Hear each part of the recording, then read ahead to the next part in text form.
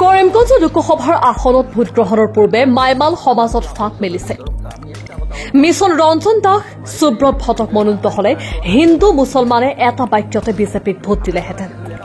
কৰিমগঞ্জৰ ৰিজাৰ্ভেশ্যন মুকলি কৰি দিয়া হৈছে, তথাপিও মুখ্যমন্ত্ৰী এজন অনুসূচিত জাতিৰ প্ৰাৰ্থীক কিয় টিকট দিলে? এই প্ৰশ্ন মাইমাল সম্প্ৰদায়ৰ ৰাইজৰ।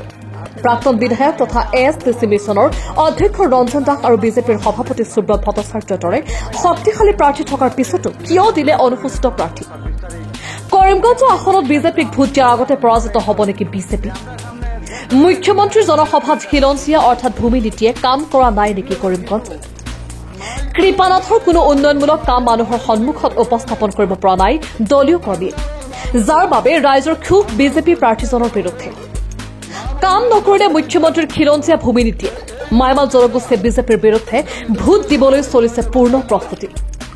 দক্ষিণ কৰিমগঞ্জ 10 নং ৱাৰ্ডৰ কৃষ্ণনগৰ গাঁও পঞ্চায়তৰ মাইমাল সম্প্ৰদায়ৰ প্ৰায় 500 ভোটাৰে এটা বাক্যত কংগ্ৰেছ প্ৰাৰ্থীক ভোট দিয়াৰ সিদ্ধান্তক লৈ এইবোৰ অভিযোগ তুলি বিজেপিৰ ভোটৰ অংকত আউল লগাইছে। কৰিমগঞ্জৰ পৰা মইনুল হকৰ ৰিপোৰ্ট, আসাম লাইভ। আমি আমাদের নলুয়ার যুবক মুরব্বী ফিশারম্যান ভাইদের বলছি, কারো কথায় কান দিবেন না।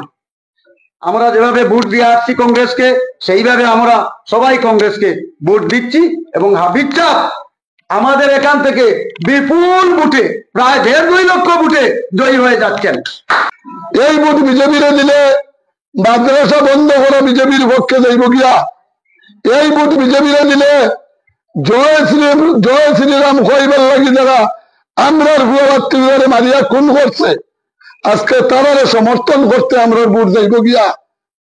এই বিজেপিরে ভোট দিলে আমরা টকি টুপির ইজ্জত যাইব গিয়া।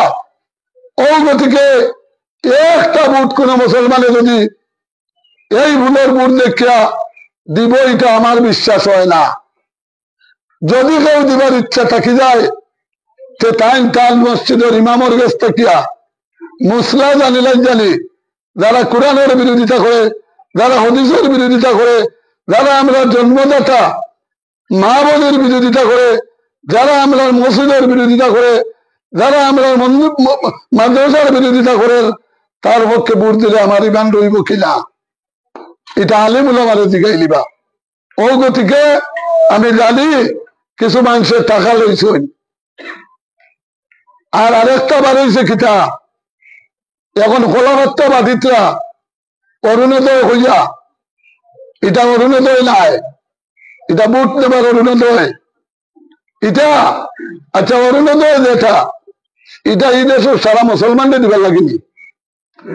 হ্যাঁ, মাত উঠিছে খারাস খিলেঞ্জিয়া, তখন বড় বড় জ্ঞানী যারা তারা বলছে খিলেঞ্জিয়া শব্দগু খারে কয় ওখান সঙ্গে আগে বার করো। এইটা আজ পর্যন্ত বার হইছে না। যারা কিছু শিক্ষিত মাস্টার তাই জানেন নিশ্চয়ই বার হয়েছে। এটার অর্থ খিলেঞ্জিয়া খারে কয় ইগু বার হয়েছে না, সুতরাং আপনি নি আমি নি হেননি হেননি, এটা হইলো দুকা।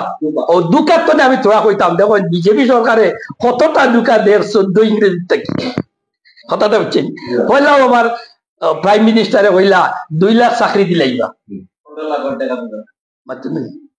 এরপরে কইলাম অ্যাকাউন্ট করো, সবর অ্যাকাউন্টে 15 লাখ করে বার টাকা ঢুকে দিব। পাইছুন দিয়ে আপনারা সংবিধান লইয়া, ধর্ম লইয়া, মাদ্রাসা মসজিদ মন্দির হলতা লইয়া খালি ডং। এটা কিন্তু আমরা এই তো সব ডঙ্গ লাগিয়েছি, সব ডঙ্গার খালি ঢুকা। সুতরাং এটা আরো ভাড়া কইলে ভাড়া মানুষও কম, আপনারা সময় পাক্কা হয়ে গেছে। আপনার আমার মূল হেসর কথা হইল এই সরকারটা খালি দুকা খালি দুকা খালি দুকা। এই নলুয়া কামালপুর এলাকায় প্রায় 500 ফিশারম্যান ভোটার আছে।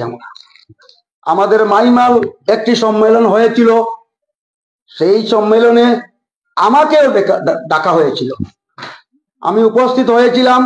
উপস্থিত হয়ে দেখতে পাই এই যে আমাদের মাইমাল সমাজের কিছু ব্যক্তিবর্গ তথা নিলামবাজার বাসী, আমারই ভাই নাসির ভাই, নেজাম ভাই, মুনিম ভাই, ওনার নেতৃত্বে একটি কমিটি গঠন করা হয়েছিল নিলামবাজার। সেই কমিটিতে আমাদের মাইমাল কোনো মানুষ রাখা হয়নি। উনাদের নেতৃত্বে যে খিলঞ্জিয়া নাকি একটা শব্দ ব্যবহার করে ভোট দেওয়া হবে।